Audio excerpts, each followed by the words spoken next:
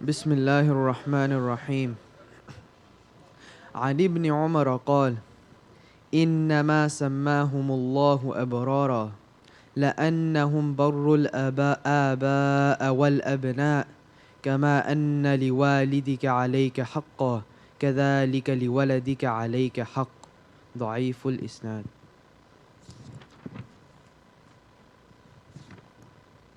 Ibn Umar said regarding the word Al-Abrār in the Qur'an, Allah has called them the dutiful because they fulfill their duties to their parents and their children as well, just as you have a duty which you owe your parent, so you have a duty which you owe your child.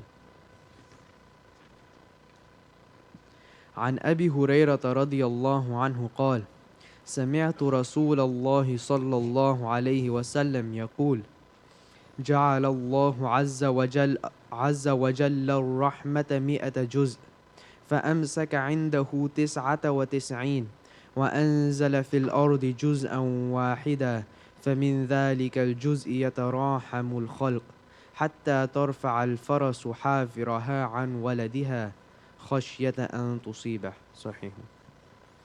Abu Hurairah said, I heard the Messenger of Allah sallallahu alayhi wasallam say, Allah, the Mighty and Exalted, has divided mercy into 100 parts. He kept back 99 parts and sent down one part to earth. Because of that one single part on earth, creatures are merciful to each other, so that even the mare lifts its hoofs away from its foal for a fear of trampling on it.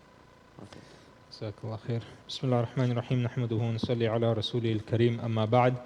The first one is the Hadith of Ibn Umar radiallahu anhu. It is the statement of Ibn Umar radiallahu anhu, in which he says regarding the word Al-Abrār. Al-Abrār, it means righteous.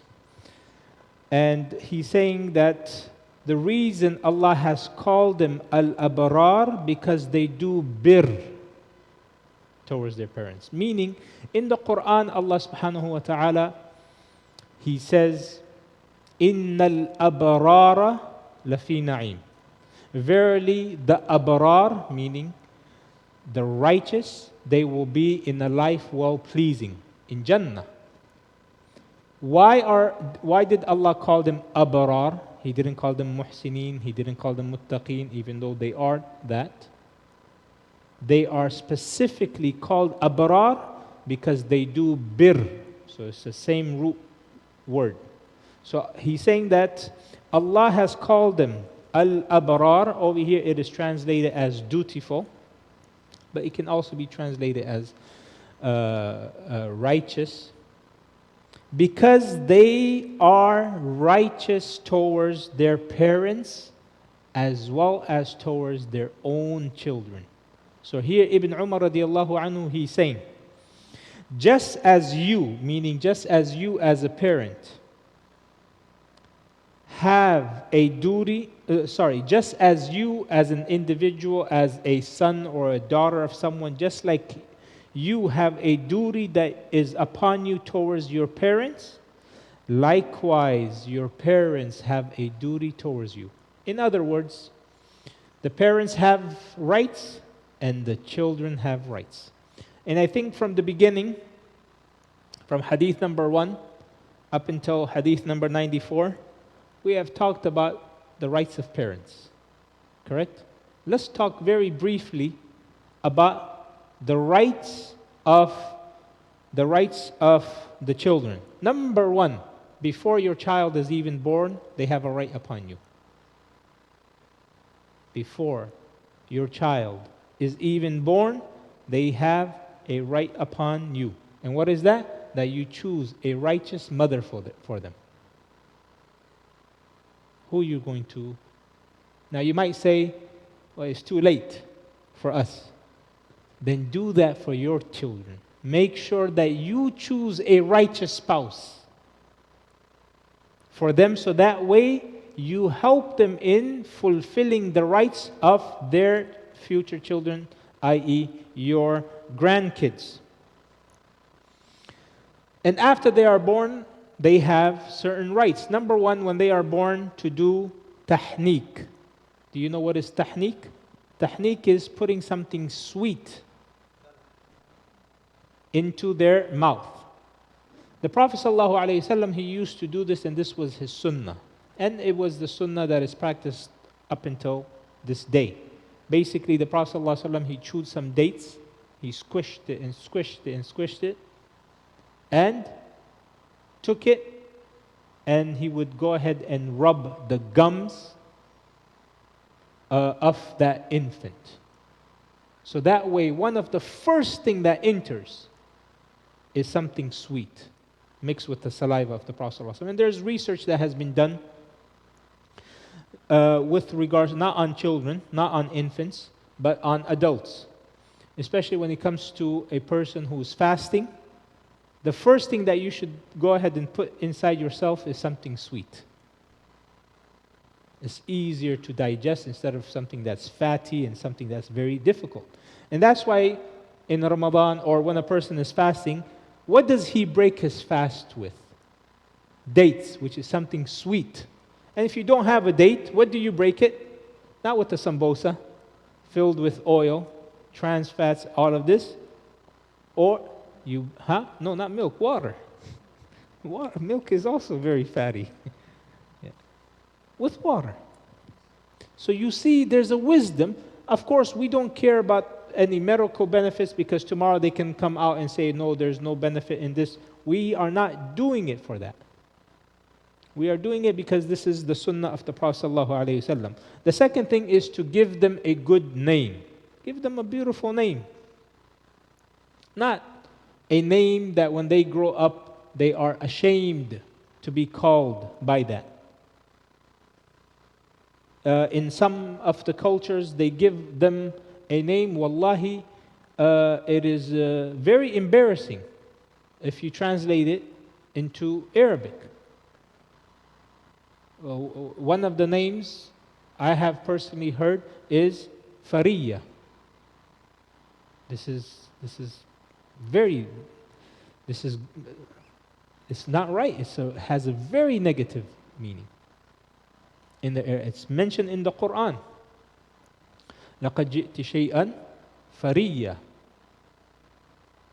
You give them a good name. And of course, some of the non-Arab cultures, because of their love for the Qur'an, they strive to go ahead and name their child with a word from the Qur'an. And they don't know anything from the Qur'an or what it means. So what they would do, and this is without any exaggeration, they will open up the Qur'an and they will go like this. Okay, you are, for example, Fariya. They would point to the Qur'an and they would go like this. Whatever their finger lands on, they would go ahead and name the child. So if it lands on Shaitan, maybe they will name the child Shaitan. Yeah, Fir'aun. Yes, having respect and love for the Qur'an is good, but this is extravagance, or this is going to the extreme, and it is not praiseworthy. The best names are Abdullah and Abdul Rahman. The other right that the child has is that we must shave their head on the 7th day and give its weight of whatever is shaved from their head, its weight in gold in sadaqah. In sadaqah, you give this in charity on because Allah subhanahu wa ta'ala has blessed you with that child. The fifth one is to do aqiqah, because the Prophet sallallahu alayhi wasallam he said, كل غلام رهينة بعقيقته تذبح عنه يوم السابع. That every child, every boy is born in a pledge or mortgage. And I'll explain what that means. Every boy is in pledge, and so that pledge you can go ahead and fulfill it by slaughtering or doing an aqiqah on the seventh day. Now, what does it mean what does it mean that every boy is in pledge? It means that this boy, his parents are prevented from the intercession of their child until you do the aqiqah for them. Meaning this child will not intercede for you on the day of judgment. He is prevented from interceding for his parents if the parents did not do an aqiqah for them. And Ibn al-Qayyim rahimahullah, he mentions a few of the benefits and wisdoms with regards to doing an aqiqah. He said one of the benefits is that a sacrifice that is offered on behalf of the newborn, he said, this is a sacrifice. One of the reasons that we do this aqiqah, because you are offering a sacrifice. You are offering a sacrifice on his behalf when he is first born into this world, and you are releasing this newborn from that pledge or from that confinement. From that confinement, from those shackles, you are releasing him in order so he can intercede for his parents. And it is also a ransom that a parent pays for the newborn, just like how Allah subhanahu wa ta'ala, He ransomed Ismail with a ram. And there are other benefits. In fact, the Prophet sallallahu alaihi wasallam, he did an aqiqah for himself after he became a prophet. He did an aqiqah for himself after he had achieved the message and the prophethood. Yeah, I would. Huh? Do you want to know why? Yeah. No, this is what the kalam of the Anbiya are saying. He wanted to go ahead and do it for himself, to do tawqeed, to emphasize that this is a sunnah, that even though it was not done for me, but and this was before the advent of prophethood, yet in order for me to establish this sunnah of aqiqah, I'm doing it on my behalf. And there can be other reasons, and that's why Imam Ahmed, he said that even if you cannot afford to do it, because someone asked him, what if I can't afford to do it? What if I can't afford to do an aqiqah for my children? He said, take a loan. Take a loan. Now, taking a loan, like, it's not something we do even when we go for Hajj. Hajj is not wajib upon an individual if he has to take a loan, correct? But an aqiqah is so important. Why? Because you want to make sure that this sunnah stays alive. That even if you have to take a loan, go ahead and take a loan just so you can go ahead and ransom your children, and so that way they can be a means of intercession for you on the day of judgment. Another right that the children have is an education. Education is something that is a right from the children to upon their parents. And we're talking about, of course, the education, first of all, of Islam, and then the other education. Number one, Allah subhanahu wa ta'ala, He says, Ya ayyuhalladhina amanu qu anfusakum ahlikum nara waquduha an-nas wal hijara. O you who believe, protect yourself and your family from the fire of hell, whose fuel is the rocks and humans. Waquduha an-nas wal hijara. The people and the rocks are the fuel.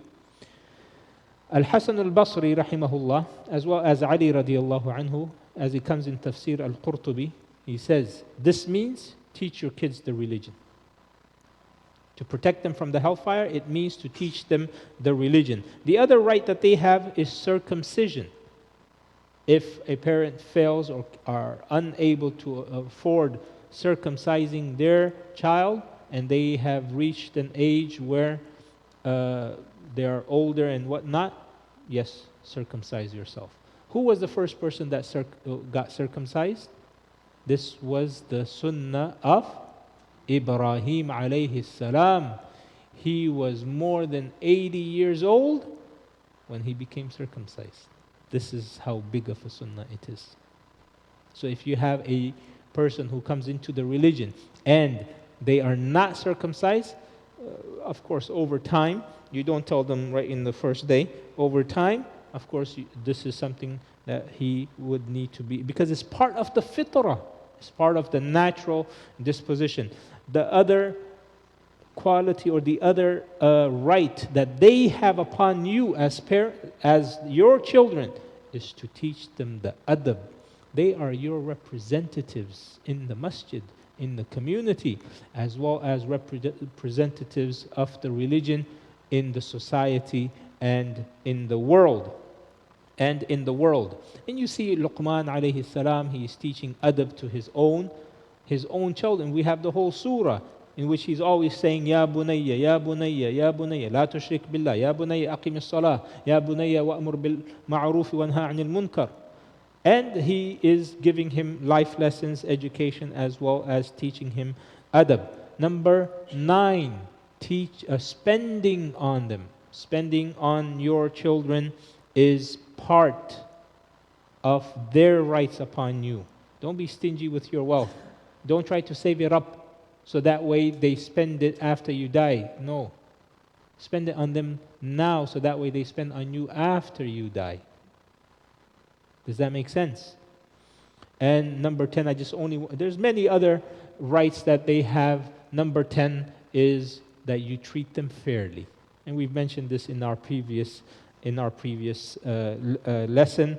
And so this is just a very brief explanation of what it means, that just like how you as a parent have a right upon your children have a right upon you. Do we have time for the other hadith? Khalas. I keep on leaving this hadith, subhanAllah.